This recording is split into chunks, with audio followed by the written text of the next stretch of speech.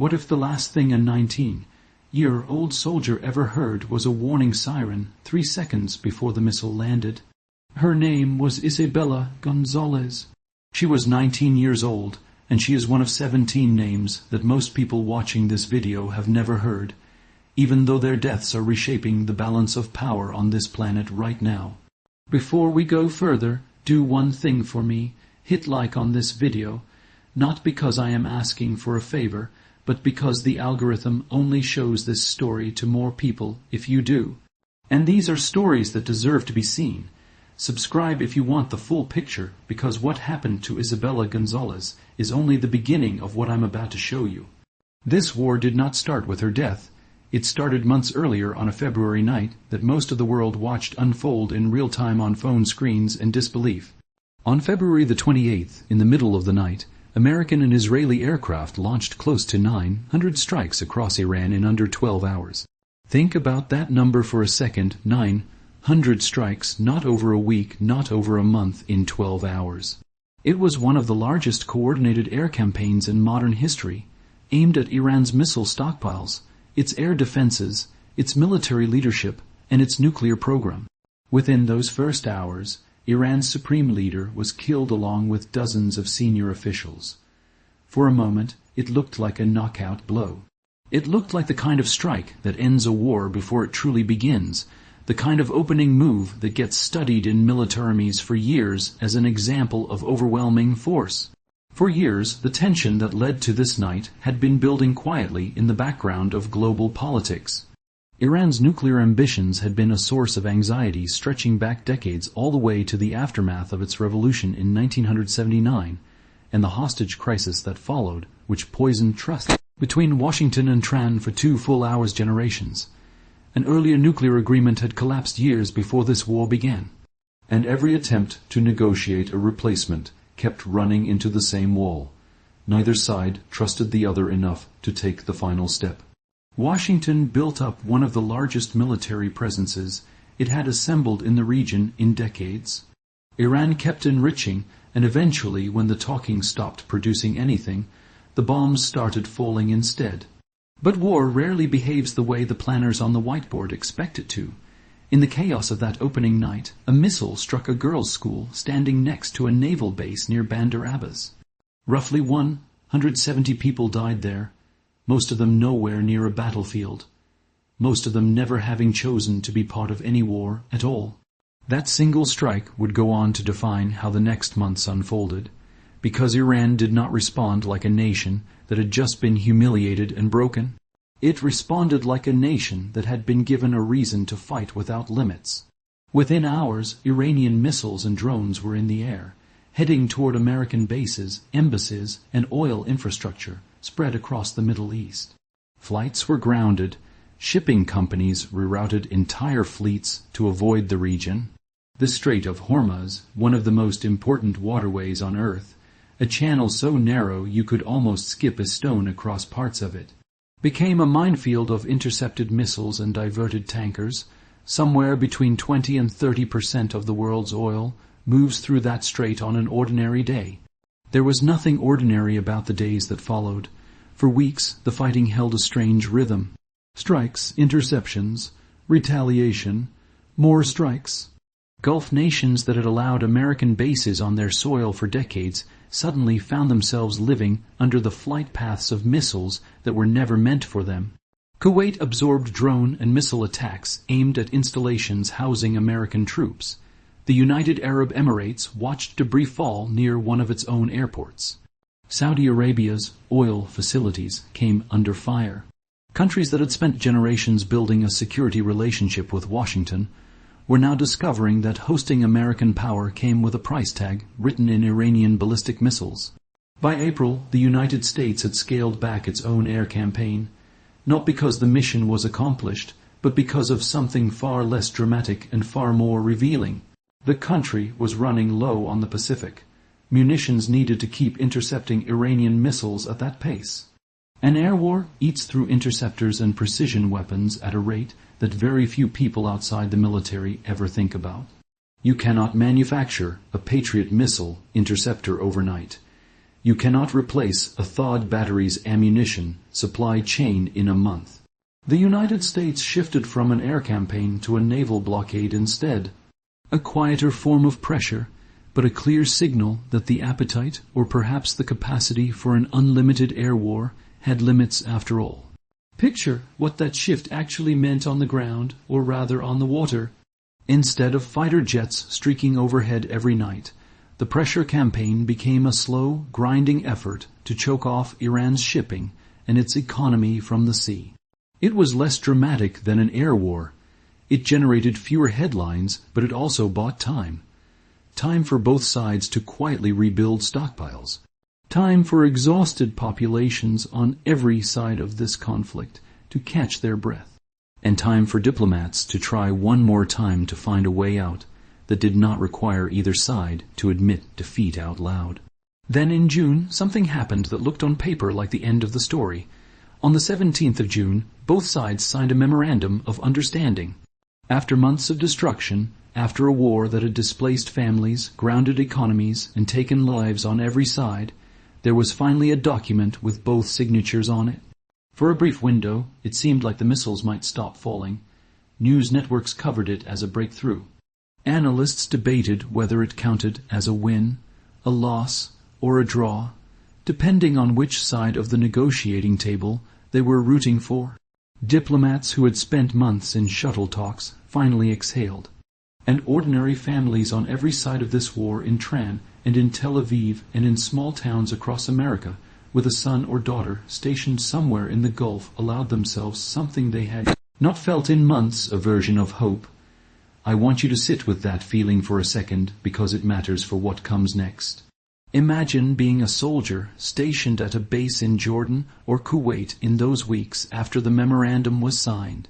Imagine finally being able to sleep without one ear listening for a siren. Imagine writing home and saying, I think it's actually over this time. That feeling, that fragile hard-earned relief is exactly what makes what happened next so difficult to accept. If this story is landing with you, and I think it is, do something small right now. Share this video with one person who has been following this war only through headlines and not through the human cost behind it. Numbers on a screen do not carry weight. Names do, and there are names you are about to hear that deserve to be carried further than this video alone can carry them. The ceasefire did not hold. By the middle of July, talks had broken down.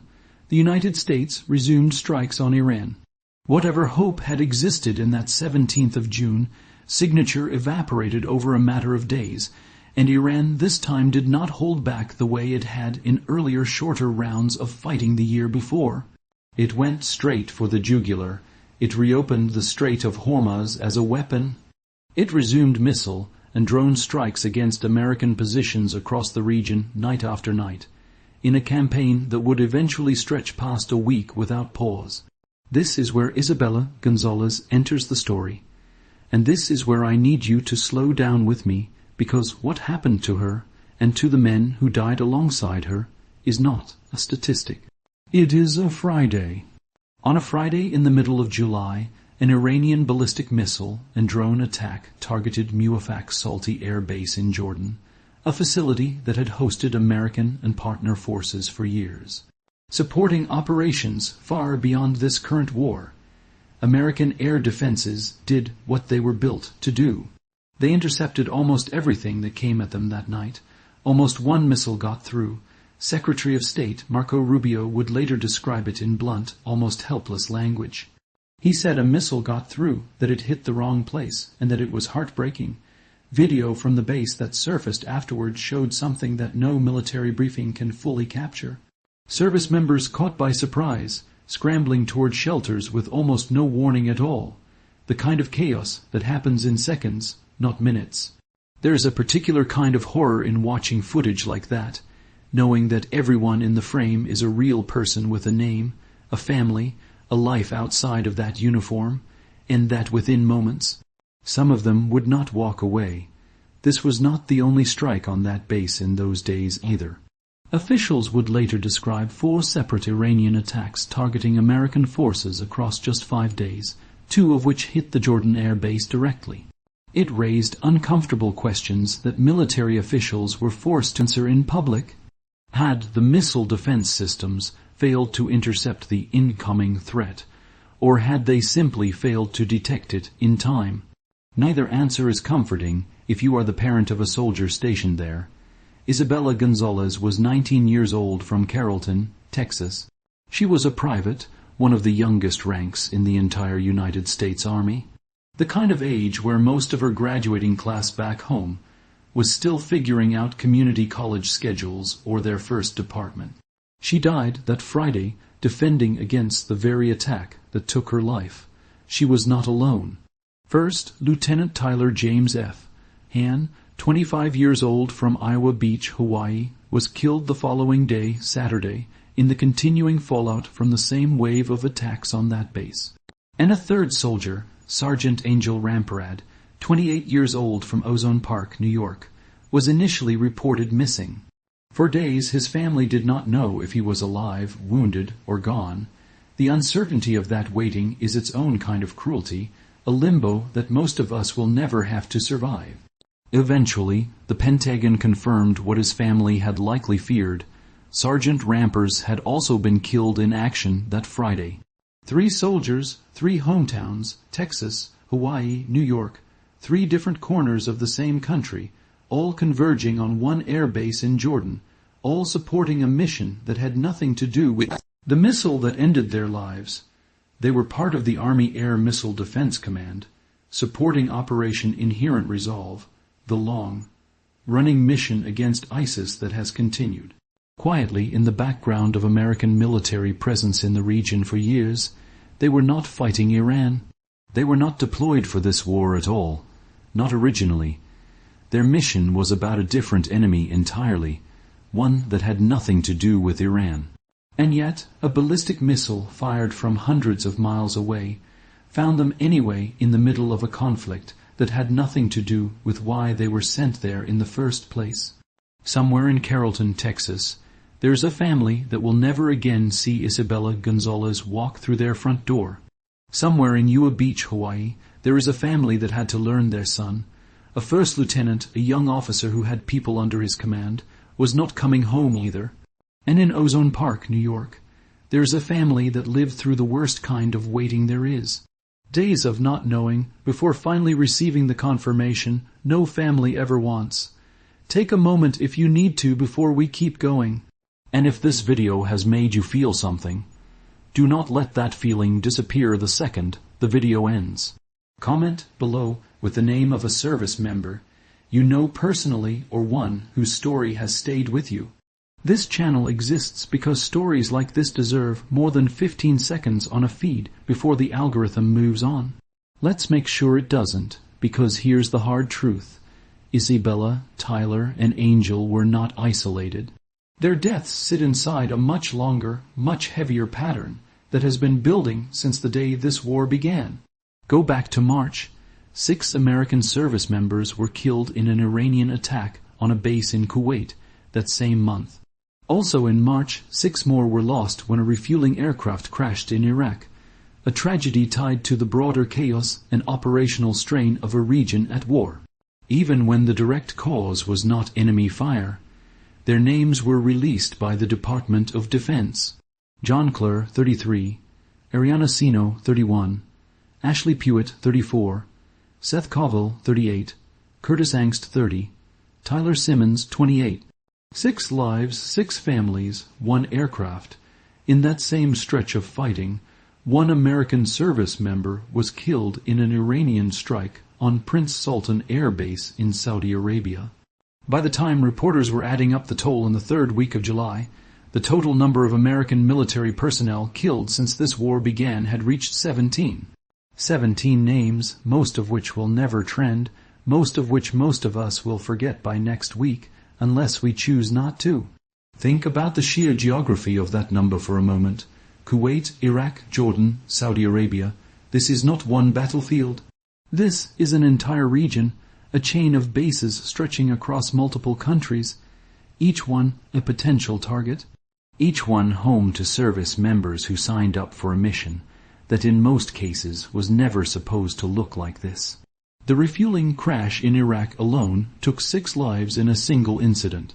A stark reminder that in a war zone, even routine operations, the unglamorous work of keeping aircraft fueled and flying carry a level of danger that rarely makes headlines until something goes wrong. And here is what makes this different from wars fought in the past. This is not a slow bleed over a decade. This is not a single tragic incident that dominates the news cycle for a week and then fades. This is a compressed, relentless campaign. Missile exchanges happening almost nightly, casualties accumulating in a matter of months rather than years. By the time the ceasefire collapsed in July, the United States Central Command reported conducting strikes on Iran for 8, then 9 consecutive nights in a row. Nearly 100 American troops were reported injured across just a 2-week stretch in that period alone. 17 dead is the number we can count. It does not count the ones who came home with injuries that will follow them for the rest of their lives. The traumatic brain injuries, the burns, the nights that will never feel fully safe again. So why does this keep happening? Why, months after the opening strikes killed Iran's own supreme leader, does Iran still have the ability to reach American bases across an entire region and land missiles on them? The answer lies in a piece of military math that sounds boring until you understand what it actually means. Precision interception is expensive and finite. Every Patriot interceptor, every they add round, every layer of missile defense protecting an American base costs enormous amounts of money and takes real time to manufacture and resupply. Iran, on the other hand, has spent years building and stockpiling large numbers of ballistic missiles and drones specifically because it understood it could never match American air power directly. Instead, it built a strategy around volume, around cost asymmetry, around forcing the United States to spend a $250,000 interceptor to stop a missile that costs a fraction of that. Build and launch. That math does not favor whoever has the fancier weapons. It favors whoever can keep firing the longest. And that is exactly the trap the United States found itself walking back into in July, after already having scaled back its own air campaign once back in April because it was running low on the very munitions needed to keep this kind of defense sustainable. There is an old military phrase for this problem. The idea that quality without quantity eventually loses to quantity without quality given enough time. It sounds cold when you say it in a strategy briefing. It sounds very different when you understand that quantity in this case means enough interceptors in the sky on the one night. A missile happens to get through the one night that turned into a Friday in Jordan that a family in Texas will never forget. Every defense planner in Washington understood this trade, off in theory long before this war started. Understanding it in theory and living through it in practice turned out to be two very different things. And this is precisely why the pattern of ceasefire, collapse, and renewed strikes keeps repeating itself instead of resolving cleanly one way or the other. Neither side has the clear, overwhelming advantage that would force the other into unconditional surrender. The United States has vastly superior technology, but a finite and expensive supply of it. Iran has a much larger, cheaper stockpile, but nowhere near the precision or reach to match American air power directly. What you end up with is not a war that either side can decisively win. It is a war that both sides can survive just barely for months at a time, at a cost measured in exactly the kind of names we have already spoken tonight. If you are starting to see the bigger picture here, stay with me because we are only about halfway through understanding what this war has actually cost and what it means for the world beyond. Middle East, ring the bell on this channel if you have not already. Not because a bell makes a difference to your day, but because when the next update on this war breaks, and it will, I want you to be one of the first people who actually understands what you're looking at instead of just seeing another headline. Because this war was never really contained to Iran, the United States, and Israel. It rippled outward, and it changed the posture of every major power watching from a distance. And it reached into ordinary lives in places that never saw a single missile. Think about what a closed or contested Strait of Hormuz actually means beyond the headlines. Somewhere close to a fifth of the world's oil moves through that narrow channel on a normal day. When tankers start rerouting around it, when insurance premiums means to on shipping through the Gulf spike overnight, the effects do not stay contained to the region. They show up at gas stations and cities that have never heard a siren related to this war. They show up in shipping delays and higher prices for goods that depend on that oil to move at all. A war that most people only encounter through a headline on their phone is in a very real sense already sitting in their grocery bill and their fuel tank, whether they realize it or not. This is the strange, invisible way that modern wars reach civilians who are thousands of miles from any battlefield without a single missile ever crossing their own border. Consider the Gulf states first. For decades, countries across the region built their entire security strategy around American protection. Bases on their soil, weapons purchased from American manufacturers, a security umbrella that assumed the United States could and would defend them if things ever escalated. This war tested that assumption in the most brutal way possible, in real time, with real missiles. Kuwait absorbed strikes meant for American forces stationed there, including an attack on a makeshift operations center near a civilian port that killed both American and Kuwaiti service members. In the same incident, the United Arab Emirates saw debris fall near a civilian airport after intercepting hundreds of missiles and drones over just a few weeks. A level of sustained bombardment that would have been unthinkable to most people living in the Gulf only a year earlier. Saudi Arabia's oil infrastructure came under direct fire, the same infrastructure that helped set fuel prices for half the planet. These are countries that discovered almost overnight that being allied with American power did not make them safer. In some cases, it made them a target, a magnet for exactly the kind of missiles they had spent decades assuming would never be aimed in their direction. That realization does not just disappear once a ceasefire is signed. If one ever truly holds, nations recalibrate. They quietly diversify their alliances. They invest more in their own missile defense systems, in relationships with other major powers, in hedging their bets in ways that were unthinkable a decade ago. Trust once shaken at this scale takes far longer to rebuild than any physical damage from a missile strike. There's also a quieter, harder truth sitting underneath all of this. Before February, the sight of an American base in the Gulf was in some ways a symbol of stability. It told the region that a superpower stood behind it. After watching missiles find their way past some of the most advanced defense systems on the planet again and again, that symbol reads differently now. It reads as a target painted on the map.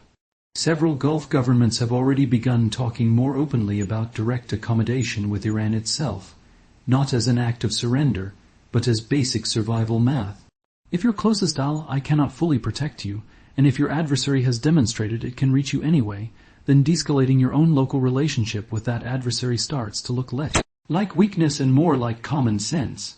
And then there is the question hovering over almost every serious analysis of this war, whether it is quietly strengthening two countries that were never even part of the fighting.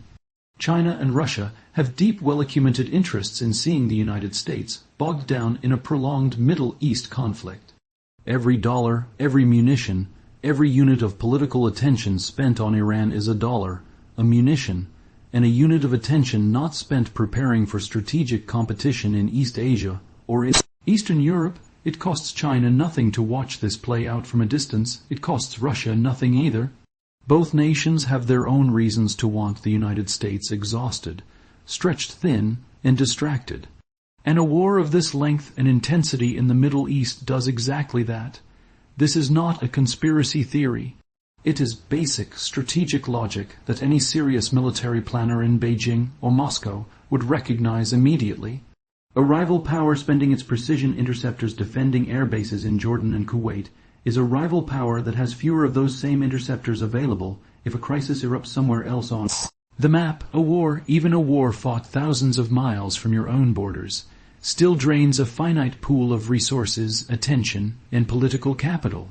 There is a version of this conflict that plays out entirely off-camera, in the form of intelligence, sharing in the form of technology, quietly changing hands. In the form of trade routes that continue moving despite the chaos around them. None of that requires a single Chinese or Russian soldier to set foot near this war. It only requires patience and the willingness to let two rivals exhaust themselves, while you watch from a safe distance. That is not a new strategy. It is one of the oldest strategies in the history of great power competition. And it is playing out again right now, while most of the public attention stays focused on the missiles themselves rather than on who benefits from them being fired. We are almost at the heart of this story now, and I promise you the final piece is the part that keeps military analysts up at night. Before we get there, do me one more favor, and this one is different from the others. Turn on notifications for this channel. Not for this video, for the next one, because the story of this war is not finished, and I have a feeling the hardest chapter is still ahead of us. Because underneath everything else, underneath the bases, the interceptors, the diplomatic memorandums, there is Israel. And there's the question that this entire war was supposedly fought to answer in the first place. Did the strikes that began on February the 28th actually stop Iran's nuclear program? The honest answer, based on everything that has happened since, is deeply uncertain. The initial goals of this war were sweeping. Regime change inside Iran, the elimination of Iran's capacity to enrich uranium, the destruction of its ballistic missile arsenal, the severing of its support for allied militant groups across the region. Each one of those goals on its own would have counted as a historic achievement. Together, they represented one of the most ambitious sets of war aims any American administration had set in the region in a generation. Months later, and after 17 American service, members have already given their lives. None of those goals has been fully achieved. Iran's government did not collapse. Its missile production has clearly continued, given that it is still launching coordinated multi-wave attacks on American and allied bases as of this summer. And there remains real documented uncertainty about how much of its nuclear capability actually survived those opening strikes back in February. For Israel specifically, that uncertainty is not an abstract policy question, it is existential. Israel has stated repeatedly and publicly that a nuclear-armed Iran represents the single greatest threat to its survival that it can imagine. Israel's own civilian population has already lived through months of Iranian missile strikes, reaching deep into its cities. A level of direct exposure to this war that most Americans watching from thousands of miles away will never fully understand. That kind of sustained personal exposure to danger changes how a country calculates risk. It shortens the distance between caution and desperation. If the diplomatic path continues to collapse the way it did in July, and if doubts about Iran's remaining nuclear capacity continue to grow, there is a genuine and sobering possibility that Israel could eventually consider extreme measures to prevent Iran from crossing that final threshold on its own, independent of whatever Washington decides to do next. That is not a comfortable sentence to say out loud. It is also not an exaggeration of where serious analysts believe this could be heading if the current cycle of ceasefire and collapse repeats itself again. And if that moment ever arrives, everything you have just heard about 17 soldiers and 9 consecutive nights of strikes would suddenly look like the opening chapter of a much longer, much darker book. Which brings us to the question everyone watching this video is probably asking by now: where does this actually end? The honest, unglamorous answer is that wars like this rarely end with a clean, decisive victory for either side. They end with exhaustion. They end when the cost of continuing outweighs whatever pride or political need there is to keep going. The United States is heading toward a midterm election, and no administration wants to walk into that election still fighting an open-ended war with no clear resolution and a rising death toll of young Americans like Isabella Gonzalez. Iran, for its part, has already demonstrated that it can sustain this kind of asymmetric pressure campaign for months, absorbing enormous civilian losses of its own, reported in the thousands by its own health ministry, while still finding a way to keep missiles in the air. Neither side is winning in the way wars used to be won, with a flag raised over a capital and a surrender signed on the deck of a battleship. This is a war measured in smaller, grimmer units, interceptors remaining in inventory, barrels of oil rerouted around a blocked strait. Consecutive nights of strikes, soldiers wounded, soldiers killed. Somewhere in the Pentagon and somewhere in Tran, officials on both sides are almost certainly running the same calculation, quietly asking how much longer their own side can absorb this pace before